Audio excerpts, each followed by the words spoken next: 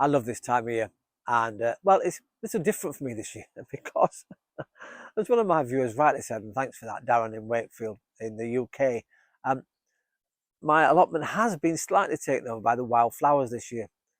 It's interesting, isn't it? You put those mixes out and you don't realise how many plants, how many flowers are actually in per square metre, and it tells you, but you never believe it. And, well, it's become rather riotous. What that does mean is, though, it has helped keep all the weeds down, which is lovely. Having said that, I don't know what's a wildflower and what's a weed. I'm mainly about vegetables. It's been lovely, though. I've had some fantastic, fantastic flowers. And as you know, I think my success this year has been the sunflower. They're still here, they're still growing, and they will be here throughout the winter. What I will do, like I did last year and the year before, we'll take some cuttings, we'll put them in the greenhouse, and throughout the winter months, just bring a few odd sticks out and place them around the allotment in order that the wild birds can come and get the seeds throughout the winter months if they require them. Not only birds, we have squirrels around here, or we used to have. I've not seen one for a long, long time. So fingers crossed, these will keep going. What's magnificent is, though, when you dry the stalks out as well, they become absolutely solid. But what they also do is, if you're lighting a fire, they work as brilliant kindling. They go up like, oh, it's incredible once they're dried out nicely. But you can use them as all sorts of things once dried out. So I'm looking forward to that because I've got some 8, 9, 10 footers here. So that'd be brilliant stuff. Found a little seed pod from my beautiful, beautiful poppies we had this year. Unfortunately, it's got very damp. It was just laid on the ground. I've just opened it slightly. There are seeds. So what I might do is pop it inside the greenhouse and just, well, hopefully it dries out. Or I could pop it into the ground and see whether next year this comes up. Because, they may just enjoy being under the surface. But where do I put them? Where do I want these beautiful poppies to go? Well, I think we'll have a move around next year. And I think what I'm going to do is move the greenhouse off the banking here and actually make this whole banking my wildflower area and take the wildflowers away from my growing area because, well, I have lost quite a bit this year to the sunflowers and to the wildflowers. So we'll put them all on the banking, I think, for next year, which would be brilliant, riotous colour and fantastic. Looking forward to that. And then we can open up once again the whole of my growing area. Although done really well actually this year, I suppose. A little slow to get going, but things are finally taken off. And is it incredible how fast things grow? Do you remember my little squash plant I had on the floor? And I'll take another picture and I should measure this. It's doubled in size already in a few days because we've had some rain, more water, boom. But the others that are bigger seem to have slowed down their growth. Maybe because they're the right size.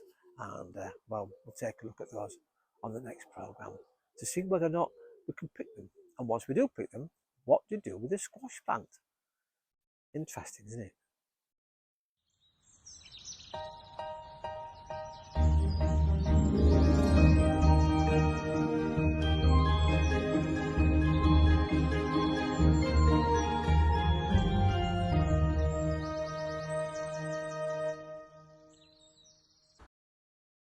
Well, here we are next to the greenhouse with the netting, and it's the first time in a long time I've actually grown tomatoes outdoors.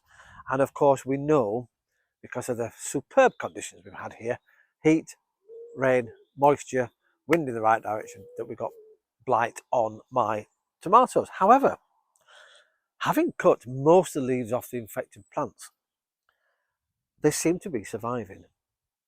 And none so far, fingers crossed, except one tomato. And that's funny enough, it's just over here. But I don't know if I can pick it up. Let me come back. I put it on the side and we've got blight on one side, of course, and I will wash my hands. And I've just left it on the side. And it's become a haven for creatures to come and eat it also, though. It did turn a beautiful red, but that's been just left on the side and it's been a food source for some of the little creatures here. Interesting, isn't it? Mainly woodlouse, believe it or not, and slugs, of course, but they find it. And the little wasps have come and had a go as well. What's great about this is now tomatoes are turning colours and we've got some beautiful yellow ones. never grown beef tomatoes before. We've got beef tomatoes coming, and funny enough, they're not yet changing colour, but they will. What's interesting, I've never grown them before. They're growing in clumps because they're so big. They seem to be growing into each other, and they're a bit misshapen. But we'll see how that goes, and whether or not I should have done something differently to those tomatoes. Maybe picked a few off. You know that the ones that are there can grow into a larger tomato. In the big greenhouse here, I have some tomatoes growing, but they're not getting tomatoes on. I've got 3 plants with absolutely no tomatoes on, and yet the plants are huge. I did top them off, but they seem to be huge. I think just the heat has made them go wee. And however, I've got 2 beef tomatoes in there, and they're slowly turning into the beautiful ripened red. So I can't wait to pick those and slice them. Maybe a little bit of well, salt on it, and some fresh mozzarella cheese. Gorgeous. Oh, a little dribble of olive oil too. How spectacular is that? Isn't nature wonderful? You know, in all the adversities that we've had the blight and all those things, they still come back and they still produce. And they change and they move around and they just look after themselves. I'm just looking down here because most of my cabbages have been ravaged, absolutely ravaged by slugs. I've given up, except there's one there that I can see now is actually surviving. So I need to start protecting that, get some more matting around it, maybe some covering over it so the birds can't have it, and I might yet get a cabbage for Christmas. How exciting! Yes! Good old nature, what? Well, here I am next to some of my sunflowers, and these are amazing ones because the stalks and stems, well, they don't seem to be strong enough to hold the heads up, and they're all, the majority of them, looking downhill, which is quite amazing. Whether that happens just as they start to go and they think, oh, I've done my sort of beautiful face, oh, I've had enough. I don't know. Incredible. But they are beautiful still. Absolutely amazing. And as I say, my little mini wasps love their stalks. There must be a little bit of sap coming out. Or do they drill into it to get the sap? May have to look closely.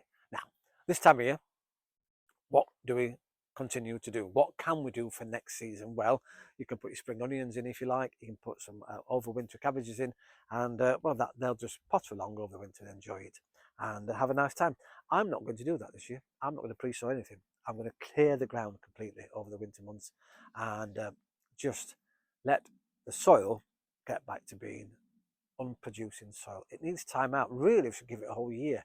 I don't have enough room to give it a whole year, but I can rotate. There are areas, of course, which have just been flowers this year, and actually that's probably done the ground really good at getting all the nutrients from the plants themselves, which is incredible. So yes, we're going to have a fallow time over winter rather than try and bulk it up and get things off. So fingers crossed for my cabbage over there. Amazing. We're going to have something growing at least over the winter months. Fantastic, isn't it? Brilliant. Once again, thank you very much for watching Jeremy's Yorkshire Allotment Adventures. Now, before we go, I know I said about a compilation, but actually I've received a video from Canada, from Carol in Edmonton in Canada, just showing a little bit of her garden to us. So I thought we'd end with that today on today's show. So from here in Yorkshire, we're going across to Edmonton in Canada. And I'll see you next time here on Jeremy's Yorkshire Allotment Adventures. Thanks for this, Carol. Talk to you soon. Ta-ra for now.